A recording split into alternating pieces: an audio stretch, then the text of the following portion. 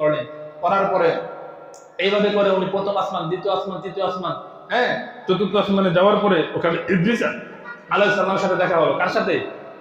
ইদ্রিস আলাইহিস সালামের সাথে। তো এই যে আমরা যে এই লেখালেখি করি না, এই বিভিন্ন ভাষা অনেক কিছু আবিষ্কার হয়েছে, এটা হচ্ছে ইদ্রিস আলাইহিস সালামের মাধ্যমে। কার মাধ্যমে? ইদ্রিস আলাইহিস সালামের মাধ্যমে। এখন প্রশ্ন হতে পারে যে হুজুর, যদি ইসলাম ধর্ম যদি সবচেয়ে পুরানো হয়ে থাকে, তাহলে হিন্দু, খ্রিস্টান ধর্ম, বৌদ্ধ এগুলো কিভাবে ছড়াইলো? এগুলো ছড়াইছে লেখার মাধ্যমে। কিসের মাধ্যমে? লেখালেখির মাধ্যমে। বলে কিভাবে? যখন ইদ্রিস আলাইহিস সালাম যখন দুনিয়ার মধ্যে আল্লাহ রাব্বুল আলামিন ওনাকে নবুয়তি দান করেছেন, দান করার পরে উনি কি করলেন? এই কলমের লেখার জ্ঞান মানুষদেরকে শিখাইলেন। শিখানোর পরে যারা ইসলাম ধর্ম থেকে বিচ্যুত হয়ে গেল, যারা আলাদা হয়ে গেল, তারা কি করলো? তাদের মন গড়া নিয়ে তারা কিতাব লেখা শুরু করলো। যে কিভাবে কিতাব লিখবে? তখন যারা ইসলাম ধর্ম থেকে যারা আলাদা হয়ে গেল, আলাদা হয়ে যাওয়ার পরে তারা মাটির একটি পাথরের সামনে বসে আছে। তো তখন ইবলিস এই সুযোগটা কাজে লাগাইতে চায়। কি লাগাইতে চায়? তখন ইবলিস ওই পাথরের মধ্যে ঢুকে গেছে। পাথরের মধ্যে ঢুকে যাওয়ার পরে ওই পাথর কথা বলতে শুরু করছে, মানে ইবলিসের কথা বলতেছে। তো কথা বলার পরে বলতেছে, আমি তোমার রব, আমি তোমাদেরকে দেখাশোনা করি, তোমরা সবাই আমার পূজা করো, সূর্যের পূজা করো, মাছের পূজা করো, গাছের পূজা করো, জুতার পূজা করো, জামার পূজা করো, সবার পূজা করো। এরা মানুষের পূজা করে, মানুষের পূজা করে। তো হিন্দুরা তো ওই যে পাথর কথা বলে দেখছে, তো এই জিনিসটা তাদের মাথার ভিতরে ঢুকে গেছে। কি ঢুকে গেছে?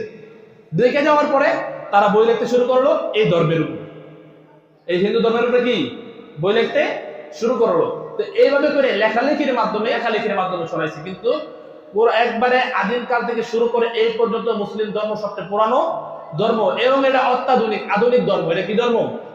আধুনিক ধর্ম। বলে কেমন আধুনিক? কয়দিন আগে একটা ভিডিও ভাইরাল হয়েছে যে নবী সাল্লাল্লাহু আলাইহি ওয়াসাল্লাম যখন মেরাজে যাওয়ার পরে দেখে যে এখানে ফেরেশতারা জিকির করে, এই জিকিরের কারণে আওয়াজ হয়। কি হয়?